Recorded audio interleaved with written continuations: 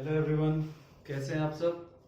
Last class में अपन ने wave से रिलेटेड कुछ कैरेक्टरिस्टिक्स देखे थे, जिन पे मैंने बोला था आपको लास्ट क्लास में कि नेक्स्ट क्लास पे अपन उस पे न्यूमेरिकल्स करेंगे। तो आज उन्हीं पे न्यूमेरिकल्स अपन स्टार्ट कर रहे हैं। तो स्टार्ट करते हैं अपने न्यूमेरिकल्स।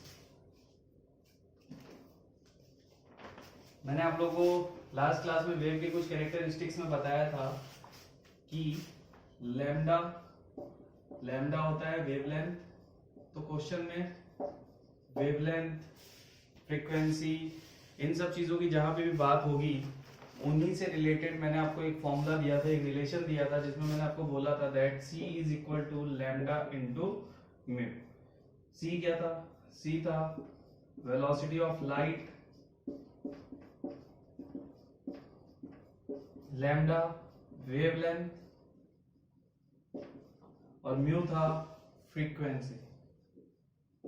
फिर इस फॉर्मूले को मैंने एक और फॉर्मूले में एक्सचेंज किया था that mu is equal to C by lambda. इसको अलग अलग करेंगे तो mu is equal to C into 1 by lambda, और 1 बाय लैम्डा होता है म्यू बार, जिसे अपन क्या नाम देते हैं? Wave number. तो इन फॉर्मूला से रिलेटेड आज अपन क्वेश्चन करने वाले हैं।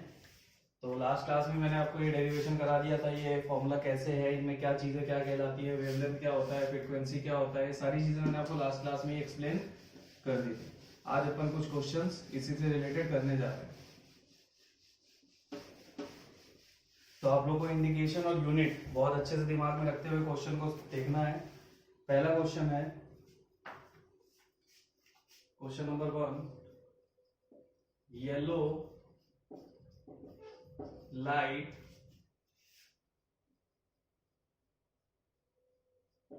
emitted from a sodium lamp has a wavelength of 580 nanometer. Calculate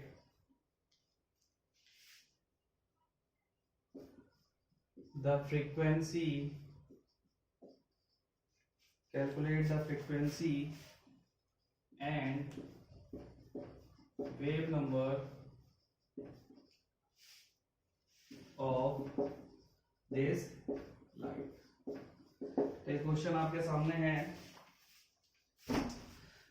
question क्या है? Yellow light emitted from a sodium lamp has a wavelength of 580 nanometre. तो क्वेश्चन में सबसे पहले जो डाटा हमें गिवन है वो क्या गिवन है? वेवलेंथ। और वेवलेंथ को अपन किससे इंडिकेट करते हैं? लैम्डा से। तो हमने डाटा सबसे पहले लिख लिया कि हमारे पास डाटा क्या है। चलिए भाई, लैम्डा हमें गिवन है। पूछ क्या रहा है? Calculate the frequency and wave number of this light. Frequency को अपन सब जानते हैं, म्यू से इंडिकेट करते हैं। Mu is equal to frequency, ये पूछा गया है। और म्यू बार जो होता है वो आपका वेव नंबर होता है, ये भी पूछा गया। तो अभी आपके पास दो फॉर्मूले हैं। फॉर्मूला क्या है? C is equal to lambda into mu, और दूसरा फॉर्मूला क्या है? Mu is equal to C mu bar. और तीसरा फॉर्मूला आपके पास एक डायरेक्टली फॉर्मूला है that mu number is equal to the 1 by lambda. ये तीन फॉर्मूलाज मैंने आपको लास्ट क्लास में बताए थे। सबसे पहले हमारा गिवन डाटा है लैम्डा, फाइंड हमको करना है फ्रीक्वेंसी और वेव नंबर। तो पहले सॉल्यूशन की तरफ चलते हैं, अपन फाइंड करते हैं फ्रीक्वेंसी। इन तीनों में से ऐसा कौन सा रिलेशन है जिसमें लैम्डा भी हो और फ्रीक्वेंसी भी हो? तो आप सबको दिख रहा होगा कि ये पहला फॉर्मूला दोनों चीज कंटेन कर रहा है। C is equal to lambda into mu.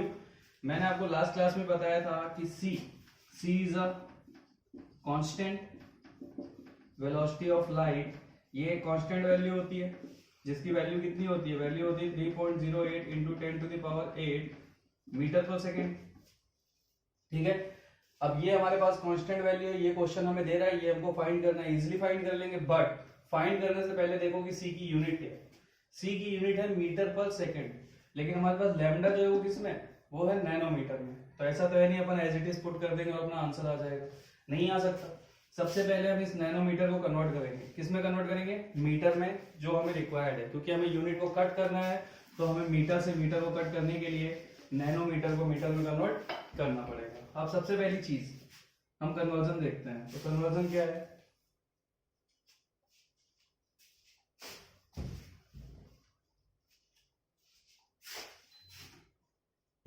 Conversion क्या है, कन्वर्जन है 1 metre is equal to 10 to the power, या फिर आप नैनोमीटर को डायरेक्ट मीटर में कन्वर्ट करो, 1 nanometre is equal to 10 to the power -9 metre, ठीक है,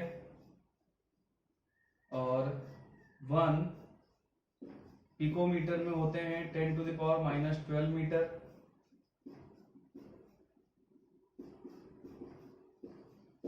ये आपके 3 कन्वर्जन है, इन कन्वर्जन को लिखो पहले।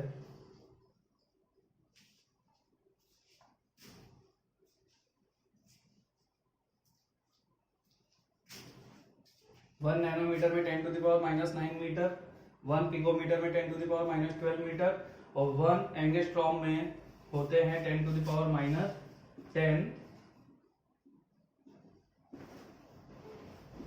10 टू द पावर -10 मीटर। और एक और कन्वर्जन होता है जिसे अपन बोलते हैं माइक्रोमीटर, 1 माइक्रोमीटर में होते हैं 10 टू द पावर -6 मीटर। तो इन कन्वर्जन को आप ऑलवेज याद रखना, लिख लिया होगा। चलिए अब सबसे पहले अपन क्या करते हैं, इसको कन्वर्ट कर लेते हैं। तो ये कन्वर्ट करने के लिए क्या हो जाएगा, 580 into 10 to the power -9 metre. Lambda हमारे पास है, सी हमारे पास है, फॉर्मूला लगा देते हैं। तो फॉर्मूला क्या होता है, फॉर्मूला होता है, हमको फाइंड क्या करना, म्यू,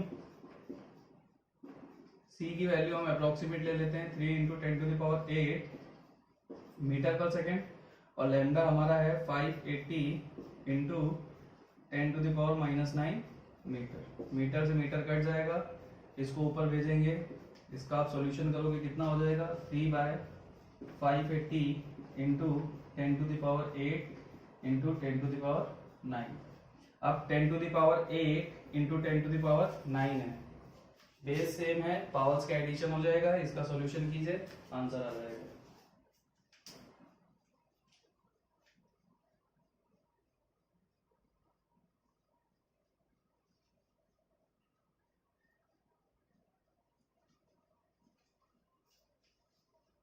समझ में आया कैसे करना है क्वेश्चन।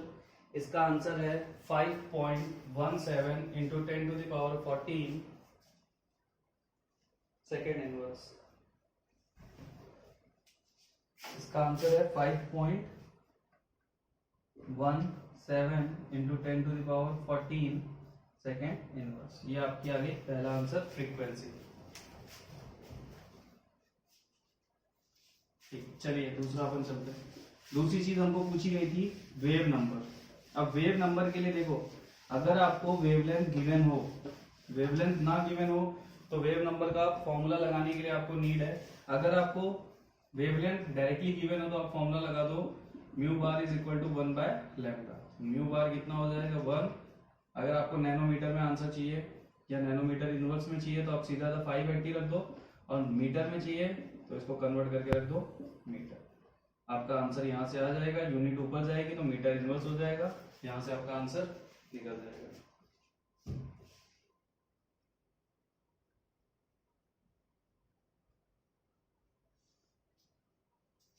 तो आंसर है इसका, जब इसे सॉल्व करोगे तो आंसर आ जाएगा 1.76 into 10 to the power 6 metre inverse. तो ये दो बहुत इजी क्वेश्चन है, छोटे छोटे फॉर्मूलाज थे, इनको अपन ने लगाया, फॉर्मूला याद रखना और क्वेश्चन सॉल्व हो जाएगा। चलिए दूसरे क्वेश्चन की तरफ चलते हैं।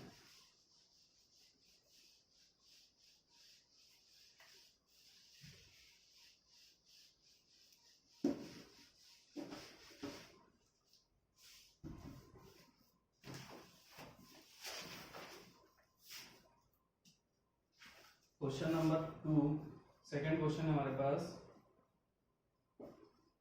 The Vividh Bharti radio station है, और फ्रीक्वेंसी या वेव की बात हो रही है तो आप सबको पता होगा कि वेव्स जो आपके रेडियो से निकलती हैं उन्हें आप क्या बोलते हो, radio waves.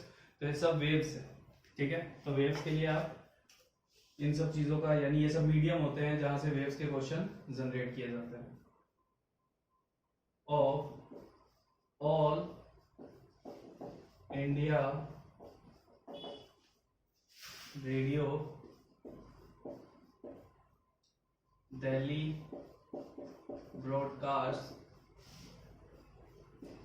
on a frequency of 1368 kilohertz. Calculate the wavelength of the electromagnetic radiation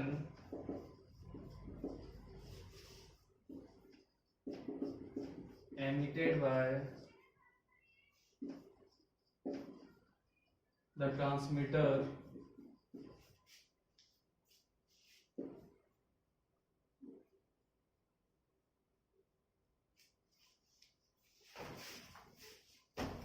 ये है हमारा second question. The Vividh Bharati station of all India radio Delhi broadcast on a frequency. अब हमारे पास जो क्वेश्चन में डाटा है वो क्या है, फ्रीक्वेंसी। सबसे पहले डाटा को लिख लिया करो ताकि आप फॉर्मूले को रिलेट कर सको। डाटा कितना है, 1368 किलो हर्ट्ज। अब मैंने आप सबको बताया था that 1 hertz is equal to 1 second inverse, ये एक रिलेशन था। लेकिन इसके साथ साथ एक और रिलेशन है 1 किलो हर्ट्ज। जैसे 1 केजी में 1000 ग्राम होते हैं, वैसे 1 किलो हर्ट्ज में 10 टू द पावर 3 यानी 1000 हर्ट्ज होते हैं, ठीक है। तो सबसे पहले अपन इसको चेंज कर लेते हैं हर्ट्ज में। 1368 into 10 to the power 3 hertz. अब फ्रीक्वेंसी हमारे पास है, हमको पूछा क्या है, वेवलेंथ। आप सबको पता है फॉर्मूला क्या है, mu is equal to C by lambda. यही फॉर्मूला है, ये हमें गिवन है क्वेश्चन में। सी एक कांस्टेंट वैल्यू है, लैम्डा फाइंड करना है, तो लैम्डा इज इक्वल टू क्या हो जाएगा, लैम्डा इज इक्वल टू हो जाएगा सी बाय म्यू। यही हो जाएगा, वैल्यू पुट कर दीजिए, आंसर निकाल दीजिए। 3 into 10 to the power 8 metre पर सेकेंड, या फिर आप इस सेकेंड को अगर ऊपर लेके जाओगे तो क्या हो जाएगा, मीटर सेकेंड इनवर्स, क्योंकि हर्ट्ज सेकेंड इनवर्स दोनों इक्वल है। नीचे वैल्यू रखोगे 1368 into 10 to the power 3 second inverse, ये कट जाएगा, मीटर में आंसर आ जाएगा, आपकी वेवलेंथ यहां से निकल आएगी। इसको सॉल्व कीजिए और आंसर निकालिए।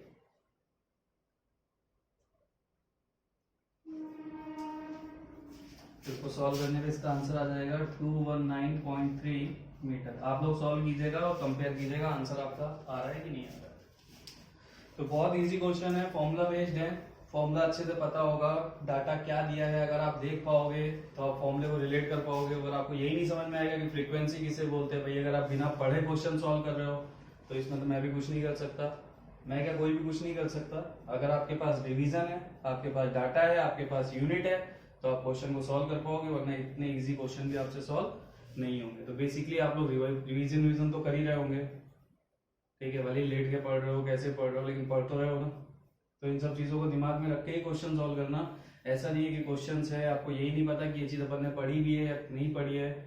जितने भी सीक्वेंस में वीडियोस डाले गए हैं उनको आप सीक्वेंस में पढ़ोगे तो ही आपको सारी चीजें क्लियर होंगी। वीडियो में उनके नंबर डले हुए हैं, कौन सा पार्ट कंटेन कर रहा है। ऐसा नहीं है कि आप किसी का ए पार्ट पढ़ रहे हो, बी सी पढ़ ही नहीं रहे हो और उसके बाद दूसरा लेक्चर देखना स्टार्ट कर रहे हो।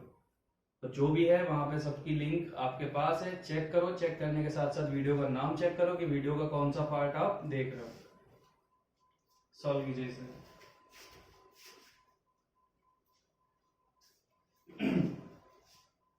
चलिए, अब ये क्वेश्चन जो मैं अभी देने जा रहा हूं इसको पहले आप लोग सॉल्व करके दिखाओगे या करने की कोशिश करोगे, बाद में मैं सॉल्व करूंगा।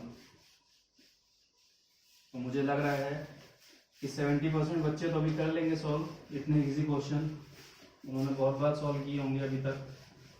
हाँ, फॉर्मूले दूसरे रहे होंगे लेकिन क्वेश्चन इजी तो रहे होंगे ना।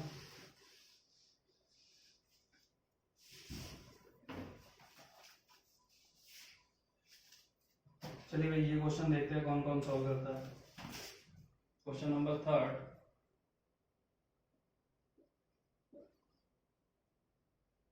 the wavelength range of the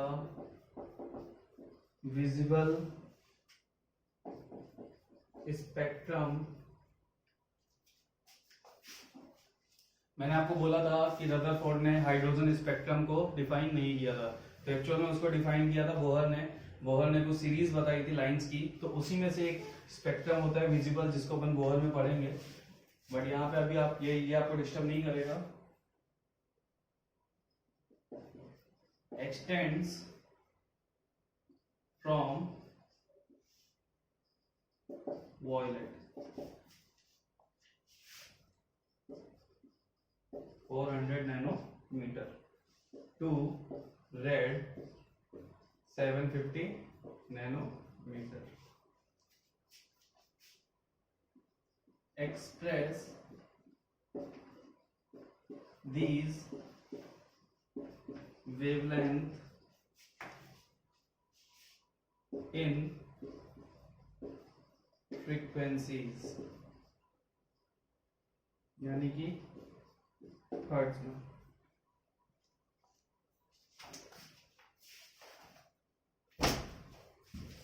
चलिए भाई, wavelength range of the visible spectrum extends from violet to red, यानी कि एक वेवलेंथ है, यानी एक रे है जो एक्सटेंड कर रही है वायलेट से रेड की तरफ। दोनों की वेवलेंथ आपको गिवन है और दोनों को आपको क्या करना है, फ्रीक्वेंसीज में एक्सप्रेस करना है। तो कर लोगे, सीधा सीधा रिलेशन हमारे पास वेवलेंथ और फ्रीक्वेंसी का, लगाओ और दोनों के लिए फ्रीक्वेंसी निकाल के बताओ।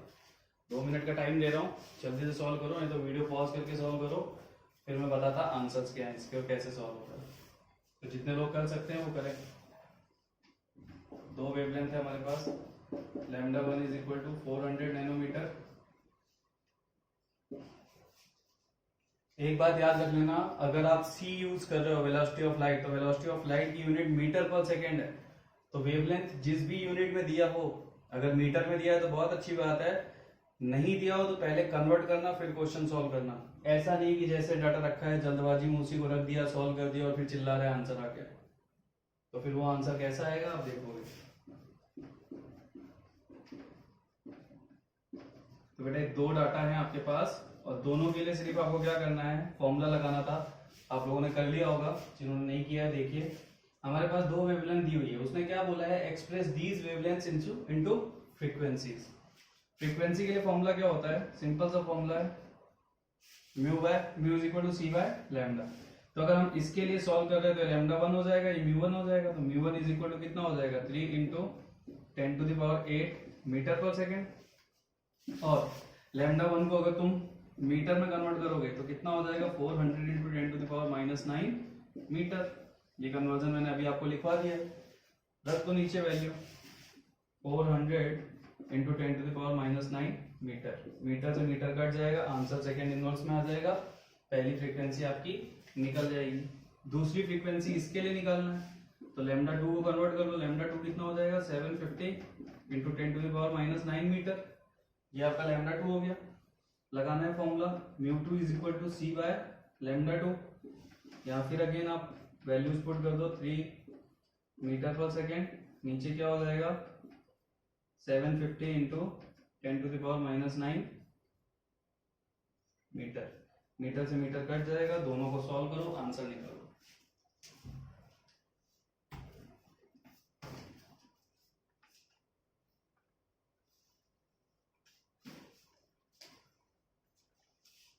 तो इसका आंसर आएगा आपका 7.5 इंटू 10⁻14 हर्ट्ज, और इसका आंसर आ जाएगा आपका 4.0 इंटू 10⁻14 हर्ट्ज।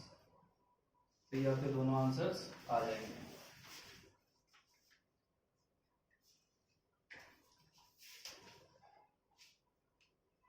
चलिए सॉल्व कर लिया होगा।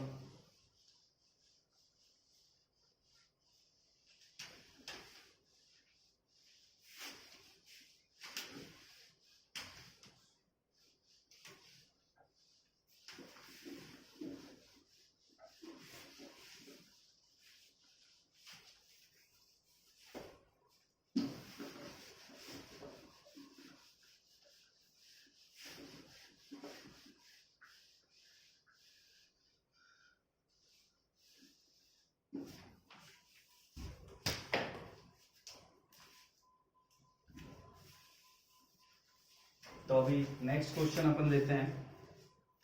नेक्स्ट क्वेश्चन है अपना, एक दो क्वेश्चन मैं और कराता हूँ, फिर बाकी आपको मैं क्लासरूम ऐप पे 4-5 क्वेश्चन इससे रिलेटेड सॉल्व करने के लिए देता। नेक्स्ट क्वेश्चन है, the wavelength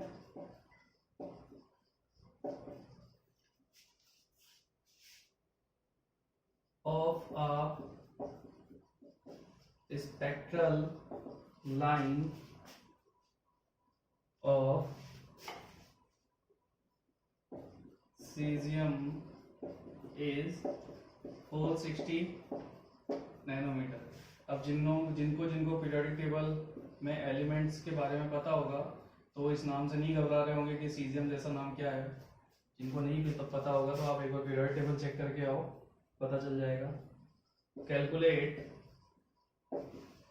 the frequency of the line. तो फटाफट इस क्वेश्चन को सॉल्व कीजिए।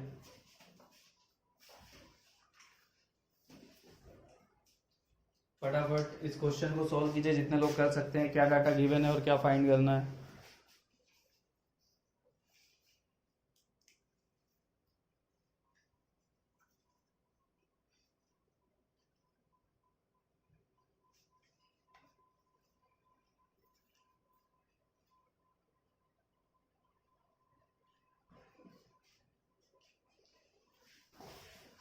चलिए, कुछ लोगों ने सॉल्व कर लिया होगा। हमें क्या दिया हुआ है, the wavelength of a spectral line of caesium. Wavelength given है, लैम्डा कितना गिवन है 460 nanometre, which means 460 into 10 to the power -9 metre. Find क्या करना है हमको, म्यू फाइंड करना है। तो म्यू इज इक्वल टू क्या होता है, c बाय लैम्डा। लगा लो, आंसर निकाल लो, आंसर आ जाएगा। एंड आंसर है 6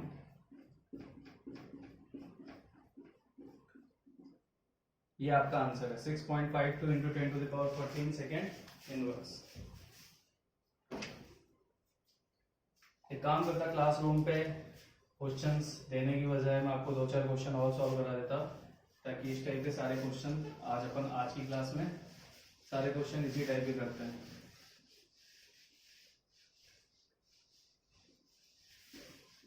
सारे सॉल्व करके नहीं दूंगा, क्वेश्चंस आपको दे देता और अप्रोच बता दूंगा, आप लोग सॉल्व करोगे। सेकंड फिर क्वेश्चन है next 5।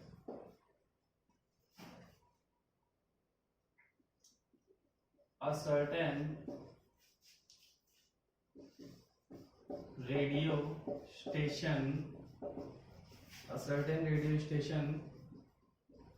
broadcast on a frequency of 980 kilohertz. What is the wavelength of electromagnetic radiation broadcast by the radio station. कितने लोग इस क्वेश्चन को कर लेंगे। इस बार आपको क्या दिया हुआ है, फ्रीक्वेंसी किलो हर्ट्ज में दिया हुआ है। आपको पता है कि किलो हर्ट्ज को आप किस में कन्वर्ट करोगे, हर्ट्ज में, क्योंकि 1 hertz is equal to 1 second inverse. इस किलो हर्ट्ज को आप हर्ट्ज में कन्वर्ट करो। फिर आपको फाइंड करनी है वेवलेंथ। वेवलेंथ आपको पता है कैसे फाइंड करनी है। इस क्वेश्चन को आप लोग सॉल्व करोगे, डाउट होगा तो आप क्लासरूम पे पूछोगे। इसका आंसर मैं दे देता आपको। आंसर है इसका 306 मीटर। तो इस क्वेश्चन को आप लोग सॉल्व कर लीजिएगा और आंसर निकाल लीजिएगा। सबको समझ में आ रहा होगा भाई, एक ही फॉर्मूला यूज करना है। सारे क्वेश्चन सॉल्व करने से कोई मतलब तो है नहीं, कुछ तो आप भी करो। साफ साफ दिख रहा है आपको क्वेश्चन में क्या दिया हुआ है, यूनिट से पहचानो, नहीं रिलेट कर पा रहे हो कोई बात नहीं, नैनोमीटर, मीटर, एंगस्ट्रॉम कुछ भी दिया हुआ है वो सब वेवलेंथ के अंडर आता है। सी आपकी एक कांस्टेंट वैल्यू है, जिसकी वैल्यू देगा तो ठीक, नहीं देगा तो आपको पता है, याद रखनी है। और अगर hertz, kilo hertz, second inverse में कोई यूनिट दिख रही है तो समझ जाओ फ्रीक्वेंसी है, ठीक है। उसके बाद अपना फॉर्मूला एक ही है, रिलेट करो, क्वेश्चन को सॉल्व करो।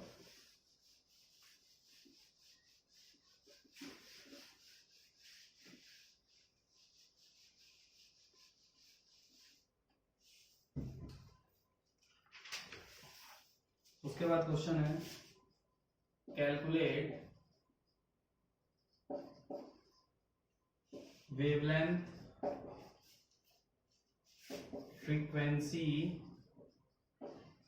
And wave number, frequency and wave number of light wave whose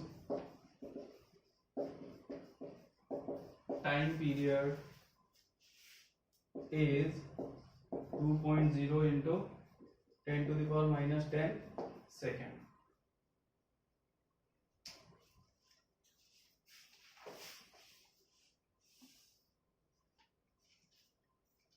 ये क्वेश्चन अच्छा है। हमको क्या चाहिए, वेवलेंथ, फ्रीक्वेंसी, वेव नंबर, लेकिन हमको दिया क्या है, टाइम पीरियड, मतलब हमें टाइम दिया हुआ है इस बार। तो ये थोड़ा सा अच्छा क्वेश्चन है। इसमें देखो क्या करोगे, आप सब जानते हो कि फ्रीक्वेंसी की यूनिट क्या होती है, सेकेंड इनवर्स। सेकेंड इनवर्स का मतलब क्या है, 1/सेकेंड, और सेकेंड किसकी यूनिट होती है, टाइम पीरियड की। तो सीधा सीधा फ्रीक्वेंसी के लिए आप क्या लगा दो, 1/टाइम पीरियड। भाई अगर आपको इसकी यूनिट सेकंड इनवर्स चाहिए तो आपका सेकंड नीचे होना चाहिए, तभी तो ऊपर जाके सेकंड इनवर्स बन रहा है। और सेकंड किसकी यूनिट होती है, टाइम की। सेकंड, आवर, मिनट, ये किसकी यूनिट है, टाइम पीरियड की। तो 1/टाइम पीरियड, तो 1/2 into 10 to the power minus 10 second. इसको सॉल्व करेंगे, कितना हो जाएगा, 2, 1/2 कितना होता है, 0.5 into 10 to the power 10 second inverse. इसका मतलब क्या हुआ, 5 into 10 to the power 9 second inverse. तो ये आपका क्या आ गया, फ्रीक्वेंसी आ गया, म्यू आ गया आपका। तो ये एक चीज याद रखना, टाइम पीरियड जैसी कोई चीज अगर लिखी हो तो समझ जाना टाइम पीरियड किससे रिलेट करता है, फ्रीक्वेंसी से, क्योंकि उसकी यूनिट सेकेंड इनवर्स होती है। और इनवर्स क्यों होती है, क्योंकि वो 1/सेकेंड को डिफाइन करता है। रखा, आपका आंसर आ गया फ्रीक्वेंसी। अब फ्रीक्वेंसी आ गया तो वेवलेंथ निकाल लोगे, और वेवलेंथ आ जाएगी तो आप वेव नंबर निकाल लोगे। तो फ्रीक्वेंसी के लिए क्या हो जाएगा, mu is equal to C by lambda. ये लगा के आप क्या निकाल लोगे, वेवलेंथ। और वेव नंबर के लिए क्या होता है, 1/लैम्डा। ये लगा लोगे तो आपका क्या आ जाएगा, वेव नंबर। तो एक आंसर आपका आ गया, बाकी आंसर्स मैं आपको बता देता।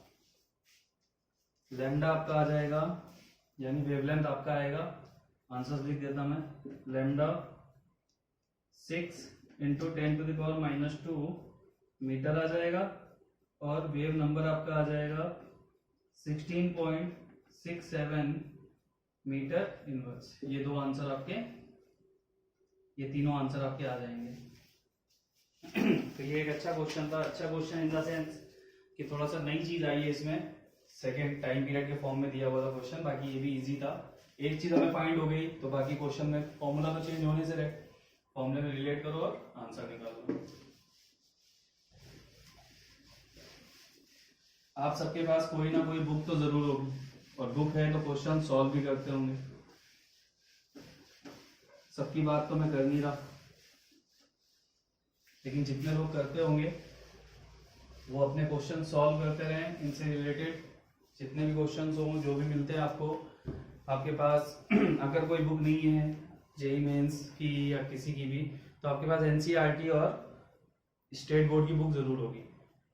नहीं तो आप सब मोबाइल चलाते ही होंगे, आप जाओगे कहीं भी सर्च मारना, कोई ना कोई बुक का पीडीएफ आपको मिल ही जाएगा। तो किसी बुक का पीडीएफ डाउनलोड कर लो, उनसे क्वेश्चन सॉल्व करो, और जो भी डाउट्स आते हैं वो आप क्लासरूम पे अपलोड करो या वहां पे डायरेक्टली पूछो। नहीं तो जो वीडियो आपको मैं सेंड कर रहा हूँ उसके नीचे कमेंट बॉक्स है, वहां पे आप अपने डाउट्स को मेंशन कर दिया करो, हम चेक करते हैं comment box.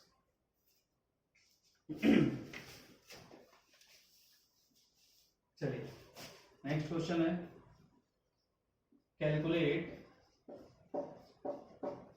Wave number of radiations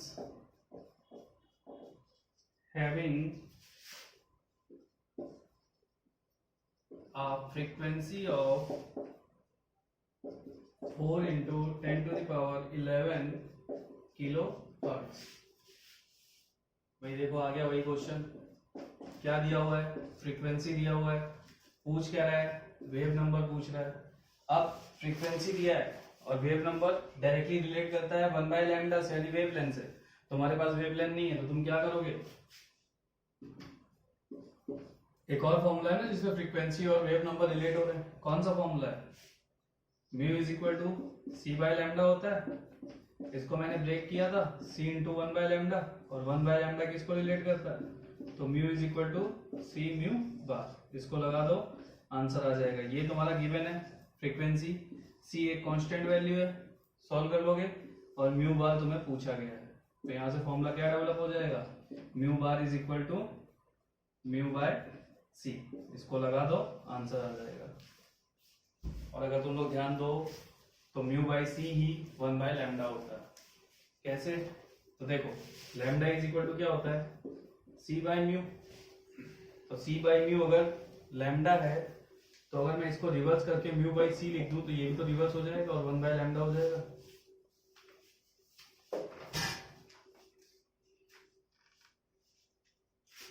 चलिए भाई नेक्स्ट क्वेश्चन और देखते हैं। तो आज अपन ये लेक्चर इन्हीं क्वेश्चंस पे रखते हैं।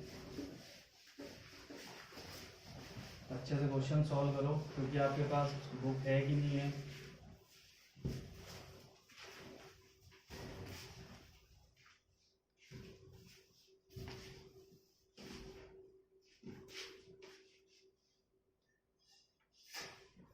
नेक्स्ट क्वेश्चन है the wavelength of blue light. ये सब विजिबल रेज हैं, जिसमें कलर आ जाता है ना उन सबको विजिबल रेज कहते हैं। आपने रेनबोज देखे हैं, आप बोलते हो इंद्रधनुष, नहीं वो धनुष थोड़ी ना, राम सीता थोड़ी छोड़ के गए थे वहां पे। वो क्या होता है, वो रेडिएशन होता है, कलर्स जनरेट होते हैं, ठीक है, तो वो कलर्स आपको दिखते हैं। ऐसे ही वेव कोई चल रही है, उस वेव का भी कलर है। ये ब्लू कलर है, उसकी बात कर रहा है, अपन इसको देखते हैं। वे विजिबल रेज में आते हैं, टोटल 7 कलर की रेज होती हैं। आगे पढ़ाऊंगा आपको, या आपने पढ़ा होगा फिजिक्स में, आप पढ़ोगे इलेक्ट्रोमैग्नेटिक रेडिएशंस में, फिजिक्स आपको डिटेल में पढ़ाएगा। क्या था क्वेश्चन, हाँ, light is 480 nanometre, calculate the frequency and wave number of this light। सब कर लेंगे क्वेश्चन को सॉल्व। आंसर दे देता मैं इसका। आंसर है क्वेश्चन नंबर 15 का आंसर है 6.25 into 10 to the power 14 second inverse. ये वैल्यू है, किसकी वैल्यू है, यूनिट से पहचान रहे होगे, फ्रीक्वेंसी की। और 2.08 into 10 to the power 6 metre inverse. Metre inverse मतलब वेव नंबर। यह आंसर है। क्वेश्चन इतना बड़ा नहीं है कि आपको इस पर थोड़ा भी डिस्कशन लेने की जरूरत हो, सब कर लोगे अभी तो। अब जो पढ़ रहे हैं, जो अच्छे से पढ़ रहे हैं, उनको तो वैसे क्वेश्चन में कोई दिक्कत आने वाली नहीं, और वो यही बोलेंगे यार बहुत ईजी है, हो जाएंगे सारे। 2 क्वेश्चन और मैं आपको नोट करवा देता, अगर लगा बताने लायक है कुछ तो बताऊंगा। कैलकुलेट, पहला wave number, second frequency of yellow radiation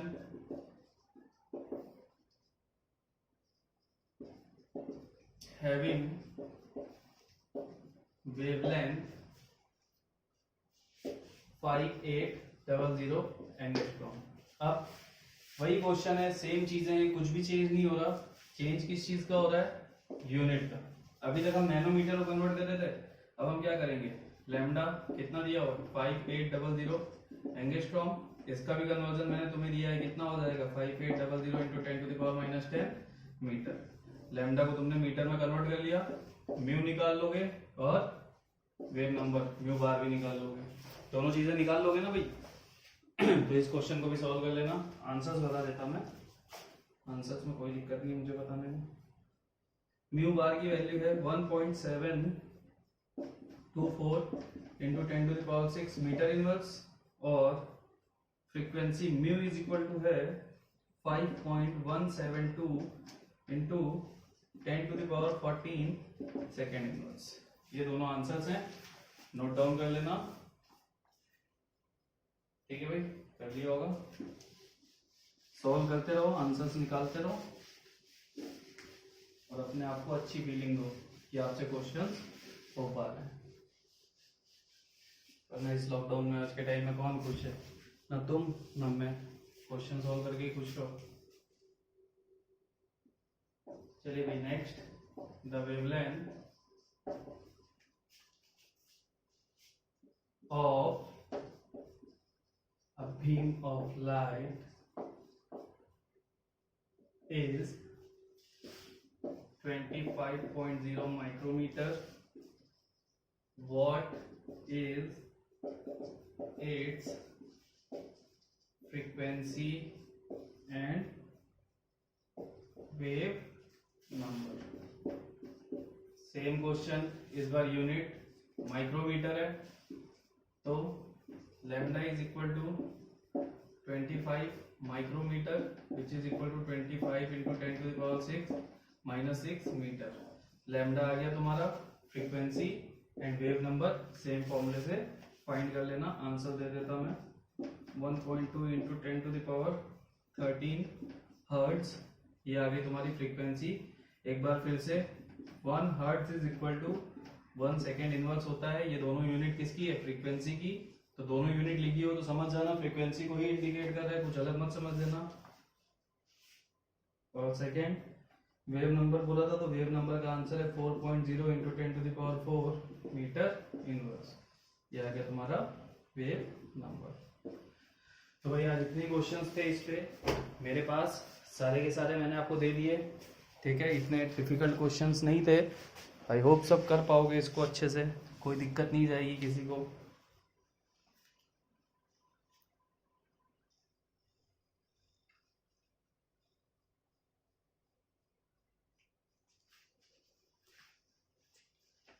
तो अपना वेव से रिलेटेड न्यूमेरिकल्स अपने हो गए। नए टॉपिक अपन स्टार्ट कर रहे हैं जिसे प्लैंक्स कांस्टेंट थ्योरी और रेडिएशन नाम दे रहे हैं। तो आप एक बार इसे नोट कर लो, फिर मैं इसे एक्सप्लेन करता है क्या होती है क्या नहीं। फटाफट आप लोग इसे नोट कर लीजिए।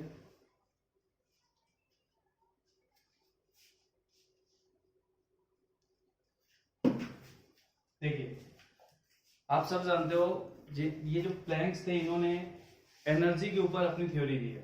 इन्होंने क्या बताया है कि जैसे सनलाइट होती है, आप सनलाइट से अगर देखो तो सनलाइट की हीट अपनी बॉडी को फील होती है, यानी कहीं से भी अगर एनर्जी आ रही है तो एनर्जी फील होती है। गर्मियों के टाइम में हम धूप में खड़े नहीं होते, लेकिन ठंडियों के टाइम पे हम धूप में जाके खड़े होते हैं। तो आपको ये जो लाइट, सनलाइट से जो आपके पास लाइट आ रही है, इसे उसने क्या नाम दिया, इसे उसने नाम दिया फोटोन। यानी कि किस फॉर्म में आ रही है, in the form of photon. Photon क्या होता है, अब जैसे हम लोग सोचते हैं कि धूप सीधी आ रही, नहीं, धूप सीधी हम पे नहीं आ सकती। उसका टेम्परेचर इतना ज्यादा है कि अगर वो कंटिन्यूअसली अपनी बॉडी पे गिरती तो शायद नेचर में कोई भी एग्जिस्ट नहीं करता। वो एक पैकेट के फॉर्म में आती है, यानी थोड़ी थोड़ी थोड़ी थोड़ी वो आ रही है अर्थ पे, एकदम से वो कंटिन्यूअस नहीं आ रही है। हमको दिखता है कि वहां से लाइट गिर रही है और कंटिन्यूअसली हमारे पास आ रही है, नहीं, वो कंटिन्यूअसली नहीं है। वो किस फॉर्म में आती है, in the form of small packets which are known as photon. ठीक है, यानी पैकेट ऑफ क्वांटा। तो उसने यही चीज यहाँ पे एक्सप्लेन किया है।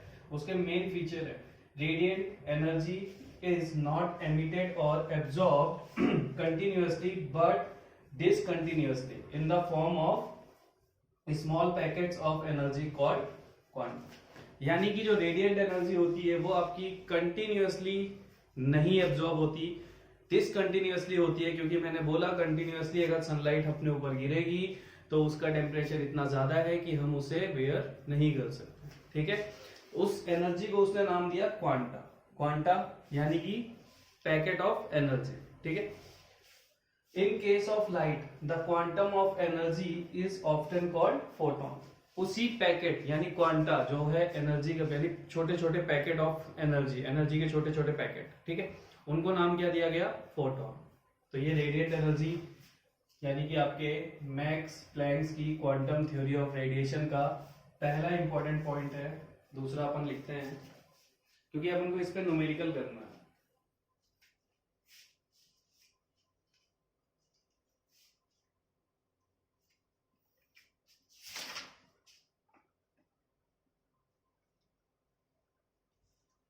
सेकेंड लिखते हैं,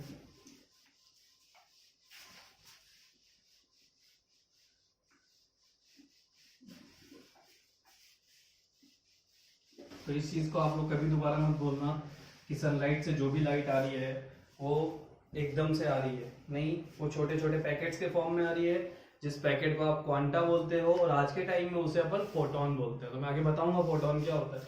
सेकेंड पोस्टुलेट क्या था उसका,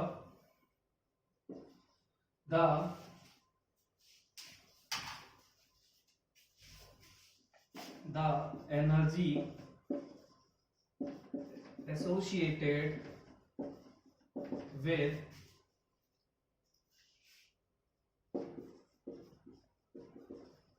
a radiation is directly proportional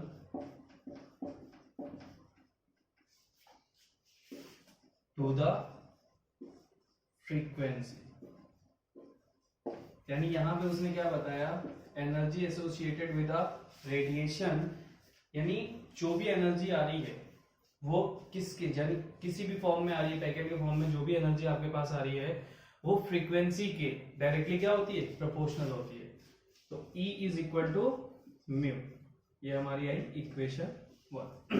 अब आप जानते हो कि हमें कोई भी रिलेशन अगर लगाना होता है तो हमको इस साइन को रिमूव करना पड़ता है। तो इस साइन को रिमूव करने के लिए उन्होंने एक कांस्टेंट लिया H और इसको बोला E is equal to H mu. तो ये जो H है इससे अपन बोलते हैं प्लैंक्स कांस्टेंट, यानी आपके जो प्लैंक्स ने अपनी क्वांटम थ्योरी दी उसके कांस्टेंट को ही अपन इंडिकेट करते हैं H से, जिसकी वैल्यू कितनी होती है मैं लिखवा देता। तो अपना जो रिलेशन आया है E is equal to H mu, ये एच म्यू ही आपका होता है फोटोन, यानी इसी को आप बोलते हो फोटोन, पैकेट ऑफ एनर्जी। लिखिए इसको, फिर मैं प्लैंक्स कांस्टेंट की वैल्यू लिखवाता आपको।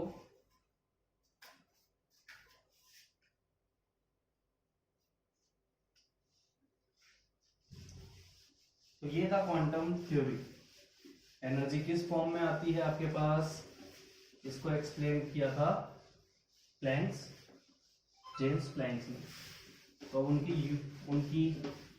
उन्होंने अपने कांस्टेंट को भी डिफाइन किया जो इस पूरे चैप्टर में बहुत बार आपके सामने आएगा, जिसे अपन H से इंडिकेट करते हैं, और इसकी वैल्यू होती है 6.626 इंटू 10⁻⁻34 जूल सेकेंड। ये प्लैंक्स कांस्टेंट की एक कांस्टेंट वैल्यू है जो आपको पता होनी चाहिए।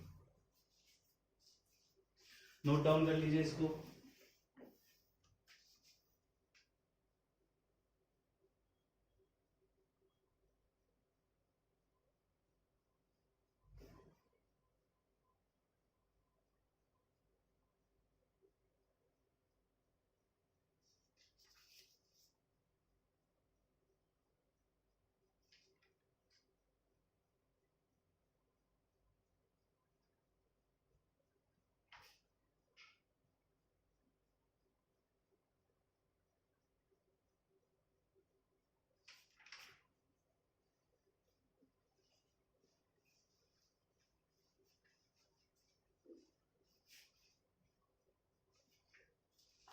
अब इसने एक और स्टेटमेंट दिया था, वो स्टेटमेंट क्या था, third point,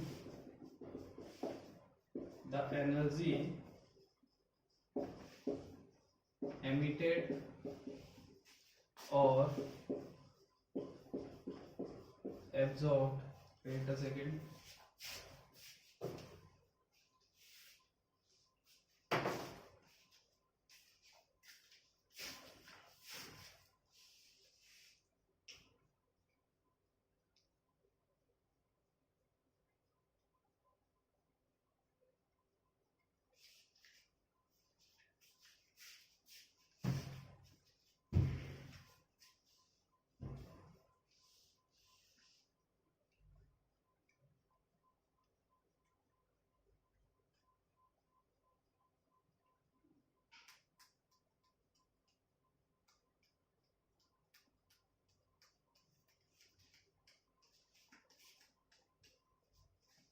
the energy emitted or absorbed will be some whole number multiple of quanta. यानी कि जो टोटल एनर्जी है वो अभी अपन ने देखा एच म्यू के इक्वल है, लेकिन उसने बोला जो उसकी वैल्यू है टोटल वो क्या हो सकती है, एन एच म्यू। एन क्या है, कोई भी होल नंबर, यानी कि किसी भी बॉडी की टोटल एनर्जी एच म्यू हो सकती है, 2 एच म्यू हो सकती है, 3 एच म्यू हो सकती है, 4 एच म्यू हो सकती है, 5 एच म्यू हो सकती है, यानी होल नंबर का मल्टीपल आपकी टोटल एनर्जी हो सकती है किसी भी बॉडी की जो वो एब्जॉर्ब कर रहा है या एमिट कर रहा है। बट ये वैल्यू फ्रैक्शनल नहीं हो सकती, ऐसा नहीं हो सकता 1.5 हो गई, 2.3 हो गई, ये फ्रैक्शनल वैल्यू नहीं हो सकती। ये भी एक स्टेटमेंट प्लैंक्स ने दिया था, नोट कर लीजिए।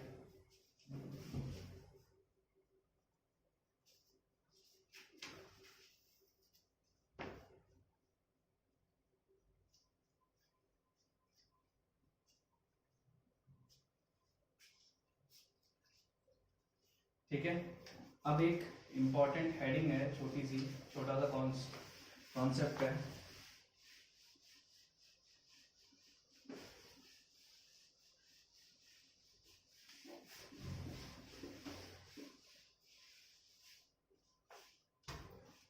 क्या नाम है इसका? इसका नाम है वन आइंस्टाइन ऑफ एनर्जी। ये एक छोटी सी डेफिनेशन है, क्वेश्चन के टाइम पे अपन को काम आएगी, इसको नोट डाउन कीजिए।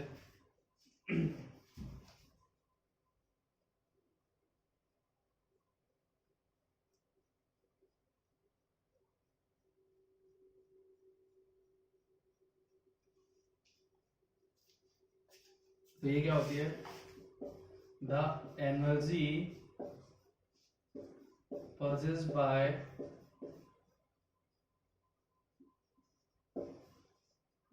one mole of quanta is known as one Einstein of energy। अब देखिए यहाँ पे है एक चीज जिसे अपन बोल रहे हैं वन मोल। ये वन मोल वैसे तो अपना मोल पे पूरा एक चैप्टर है, और मोल केमिस्ट्री का बहुत ही इंपॉर्टेंट नाम है, बहुत ही ज्यादा यूज होने वाली चीज है जो हर केमिस्ट्री में यूज होगी, चाहे आप फिजिकल की बात करो, चाहे ऑर्गेनिक की बात करो, चाहे इनऑर्गेनिक की बात करो। तो ये नाम तो आपको आज से लेके जिस दिन आप केमिस्ट्री पढ़ना छोड़ोगे तब तक ये नाम तो आपको सुनना ही। ये होता क्या है, इसे ज्यादा डिटेल में तो अभी नहीं बता सकता, बट ये क्वांटिटी, जैसे आप सब शॉप पे जाते हो, आपको कोई भी चीज रिक्वायर्ड होती है, आप सामने वाले को एक अमाउंट बता देते हो, भाई 1 kg दे दो, 1 डजन दे दो, कुछ भी बोलते हो, सामने वाला एक क्वांटिटी के हिसाब से आपको दे देता है। वैसे ही केमिस्ट्री में मोल एक क्वांटिटी है। आपको कुछ भी चाहिए, आपको किसी को डिफाइन करना है कि मेरे पास इतने इलेक्ट्रॉन है, तो आप क्या बोलोगे, मेरे पास इतने मोल इलेक्ट्रॉन है, आप मेरे पास इतने मोल प्रोटॉन है, मेरे पास इतने मोल सोल्यूशन है। ये सारी चीजें क्या है, ये एक यूनिट है। अब सीधा सीधा यहाँ पे इसकी वैल्यू हम डिफाइन कर लेते हैं, तो इसकी वैल्यू होती है 1 मोल जो होता है वो इक्वल होता है एवोगैड्रोस नंबर। तो 9th क्लास में आपने एवोगैड्रोस नंबर और मोल को थोड़ा बहुत डिफाइन किया होगा। तो इसकी वैल्यू होती है 6.022 × 10⁻23। यानी 1 मोल की ये वैल्यू होती है, ठीक है। तो 1 आइंस्टीन ऑफ एनर्जी क्या बोल रहा है, the energy possessed by 1 mole of quanta या 1 mole of quantum is known as 1 Einstein of energy. तो इसका मतलब क्या हो जाएगा, E is equal to Avogadro's number को इंडिकेट किया जाता है Na से, तो हो जाएगा h म्यू इंटू एन। इस वैल्यू का मल्टीप्लाई कर दोगे तो वो बन जाएगा 1 आइंस्टाइन ऑफ एनर्जी। तो ये था आपका प्लैंक्स थ्योरी। इस पे भी अपन को क्वेश्चन करने हैं E is equal to H mu पे, तो इस पे क्वेश्चंस अपन करेंगे, लेकिन आज की क्लास में नहीं, नेक्स्ट क्लास में। तो इस फॉर्मूले को भी मैं थोड़ा सा एक फॉर्म में डिराइव कर देता कि और क्या क्या हो सकता है। यूनिट्स मैंने आपको बता दी, नेक्स्ट क्लास में जब इस पे क्वेश्चंस करेंगे तो आप सारे फॉर्मूलाज को देख के रखना, और जो आज क्वेश्चंस अपन ने किए हैं उन पे जितने क्वेश्चन अपन को करने चाहिए थे कर लिए। उसके बाद आपको प्रैक्टिस करने की भी जरूरत नहीं है। जो क्वेश्चन मैंने आपको नोट करके दिए हैं 2-3 और उनके आंसर्स दिए हैं, उन्हें अच्छे से सॉल्व करना। अब देखिए अपन ने क्या बोला, E is equal to H mu, या फिर दूसरा फॉर्मूला 1 आइंस्टाइन के फॉर्म में अपन ने क्या बोला, E is equal to H mu into N. E क्या होता है, E is total energy, H होता है प्लैंक्स कांस्टेंट, म्यू आपका है फ्रीक्वेंसी। वेट अ सेकंड, इन तीनों चीजों में से आपने किस चीज को पढ़ा है अभी थोड़ी देर पहले, इसको आपने क्या पढ़ा है, that frequency is equal to C by lambda. यही पढ़ा है आपने, frequency is equal to C by lambda. अब E is equal to H mu, mu की जगह पे मैं ये चीज पुट कर सकता, तो क्या हो जाएगा, इंटू सी बाय लैम्डा। तो फॉर्मूला बनता है E is equal to H C by lambda. तो ये फॉर्मूले पे भी अपन क्वेश्चन करेंगे, इस फॉर्मूले पे भी अपन क्वेश्चंस करेंगे, और E is equal to H C by lambda into Na, इस पे भी अपन क्वेश्चंस करेंगे नेक्स्ट क्लास में। तो इन सारी चीजों को आप अच्छे से पढ़ो, ऑब्जर्व करो और अच्छे से नोट्स प्रिपेयर करो। ये फॉर्मूलाज बहुत इंपॉर्टेंट है, क्वेश्चन बहुत इनके इजी हैं। तो ये चैप्टर बेसिकली बहुत बड़ा चैप्टर है, स्ट्रक्चर ऑफ एटम बहुत बड़ा चैप्टर है, इसमें बहुत सारे कॉन्सेप्ट्स हैं, बहुत इजी चैप्टर है। सबसे अच्छी चीज ये है, कुछ कॉन्सेप्ट डिस्टर्बिंग है, लेकिन ऐसा नहीं है कि बहुत ज्यादा डिस्टर्बिंग है, वो भी बहुत अच्छे हैं। बस आपका फोकस अच्छा रहा तो सब कुछ समझोगे, नहीं अच्छा रहा तो ये भी आपको बहुत ज्यादा डिस्टर्बिंग लगेंगे। तो आप लोग जब भी इन्हें पढ़िए, अच्छे से पढ़िए, यूनिट वगैरह आप अच्छे से फोकस में रखिए कि किसकी क्या यूनिट होती है, किसका क्या इंडिकेशन होता है। ये जो कांस्टेंट वैल्यूज होती हैं C, H, ये क्या होती हैं, ये आपको हमेशा याद रहनी चाहिए। क्वेश्चन सॉल्व करते टाइम आपको ऐसा नहीं आप पेज पलट के पहले यूनिट चेक कर रहे हो, वैल्यूज चेक कर रहे हो, फिर आप उसको पुट कर रहे हो, फिर आंसर्स निकाल रहे हो। तो आपको ये सारी चीजें बहुत अच्छे से पता होनी चाहिए, तब ये सारी चीजें आपको बहुत ज्यादा इजी लगेंगी। तो जो अपनी नेक्स्ट क्लास होने वाली है वो इसी के न्यूमेरिकल्स पे होगी, वो कंटिन्यू करेंगे और उसके आगे की चीजों को देखेंगे जो कि होगा कल, ठीक है। तो अच्छे से पढ़ाई करो, ध्यान रखो सब अपना। Bye bye, take care.